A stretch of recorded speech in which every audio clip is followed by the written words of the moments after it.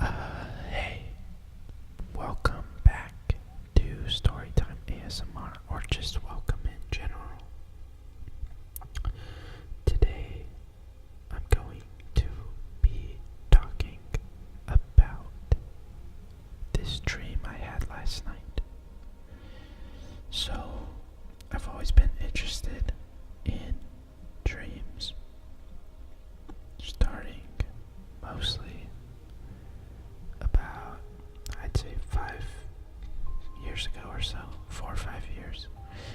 I learned about lucid dreaming, and I was practicing a lot, and I had quite a few lucid dreams, and I remembered my dreams deeply.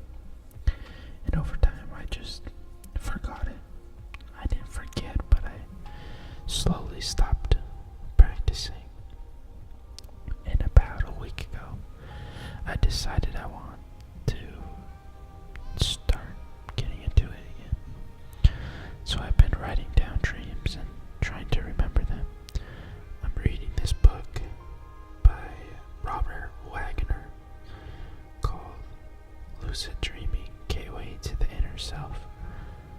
And this book is getting me back into it a little bit and talking more about the psychology of lucid dreaming, and it's really interesting. And so he has been referring to things that Freud proposed, which is the ego, the superego, and the id, or the ID. I don't know which way you pronounce it. I say id. And so I was interested in this because apparently the superego is like your morals. It's your conscience. It's the do good type thing. The angel on your shoulder. The ego is the self. It's who you are. It takes care of primal urges, but it does it in a rational way that doesn't hurt other people. And the id is just primal urges, mostly revolving around sexual and aggressive desires. So I read about this and I was like, that's really interesting to compartmentalize the mind into these segments. And I didn't really think much of it. I was just like, okay, that's interesting. And I went to bed after reading about that. And the dream I had was this. Okay, so I'm in a big warehouse, and there's a room kind of in the back. It's a very small room, and some things happened before this point, but there was a hairless cat in this room with me that I was patching up, and I don't remember what happened, but that's what was happening. And police were outside ready to take me away because they were looking for this cat. So I walk out and immediately put my hands up and get to the ground, and they take me away. And before I know it, I'm back in this room. And I leave to open the door. And I open the door, and this red orb comes flying towards me. And it kind of floats around. And it tells me, I don't know how it tells me, but it tells me that its name is, I think it says the ego. Not just the ego, it says I'm the ego. And I think it has bad vibes around it, like it's a bad thing. And it's like this red dot, and it kind of floats around. And I'm like, I'm not lucid, so I don't know to question it. I'm just like, oh, that's the ego. Nice to meet you. And it kind of was like in a hurry type thing. Like it was risking itself to talk to me, I felt. And it flew away. And then before I know it, this group of soldier policemen type people come running through, and immediately I get on the ground, put my hands up, and I submit to them.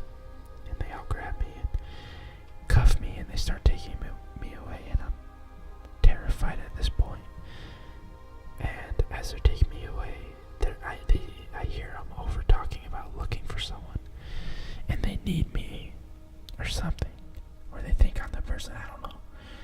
And so I don't know why, but I feel the need to ask, are you looking for the ego? And immediately they all stop and their eyes light up and they look at me. And I know right at that moment that's exactly what these troops were looking for. And from there, I think I just woke up. And I spent today interpreting this. So I have this mental thing called depersonalization. And it's where nothing feels real. And you kind of feel like you're not in your body. And you're watching the world play out. And your body's kind of moving by itself. It's one of the hardest things to explain. It's like the subconscious is taking over in a way, and you're not there and not present. And I've dealt with this for almost 2 years now. It's a 24/7 thing. It doesn't go away. Most people, it pops up and it goes away, and it's related to anxiety for me and other people that have kind of had the same situation as me. Don't talk about in another time. Do have this 24/7 thing, and some people have been dealing with it for decades, which is scary, but it is what it is. So I interpreted the dream like I've been wanting to use lucid dreaming to solve this issue and address it in a way that I can in the waking world, because it's so deeply rooted in my psyche that there's nothing I know to do in the waking world, because it's so embedded within my psyche. And so that's what I want to use lucid dreaming for, to get deep inside myself and figure out what's going on.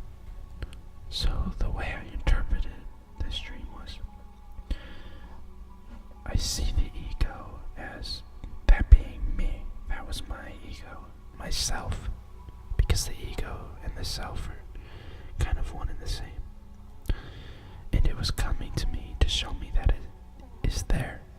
It's still here, but it's being pushed away and split from me. So the ego, I think that was a reminder that I'm here, but I'm being pushed away and kept away from you. And what's keeping me away are these soldiers. And I think these soldiers represent fear and insecurities and undealt with problems that want to destroy the self and ego, so I don't have to deal with it and address it and have that discomfort. And so they are lost in a way, and their only mission, these soldiers, is to get rid of my ego and keep it away from me, because this state of depersonalization I'm in right now, it feels physically impossible to remember things, to think deeply. I just can't. And in this dream, those soldiers symbolize what's being repressed, and they are keeping it repressed by hunting the self and want it that way. Telling these soldiers about the ego and giving it up. It can symbolize me giving up my ego for comfort, because soldiers and policemen protect. And so I look at it in that way, that I am allowing them to hold off my ego, and we mutually benefit. It protects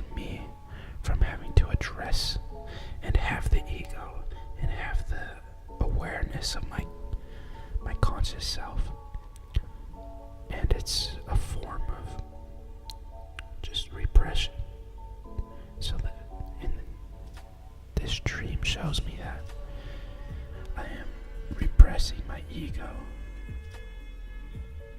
for comfort. I'm selling out my ego to my insecurities to stay comfortable. And that's what I learned from that.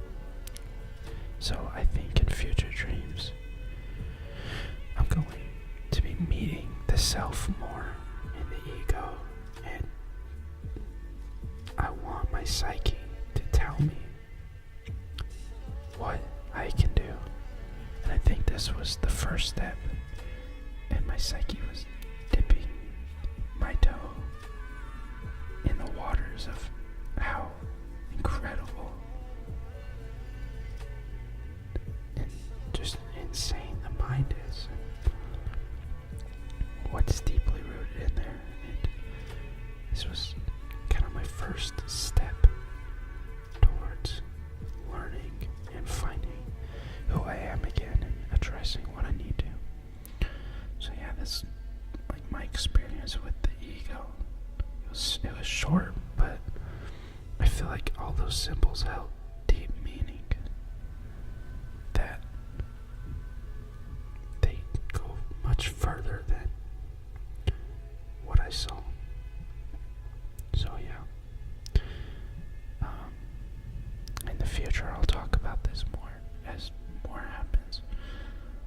So if that interests you, go ahead and follow what I'm doing.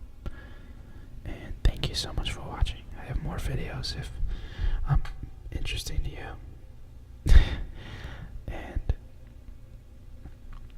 yeah, have a good night, hopefully. Thank you for listening.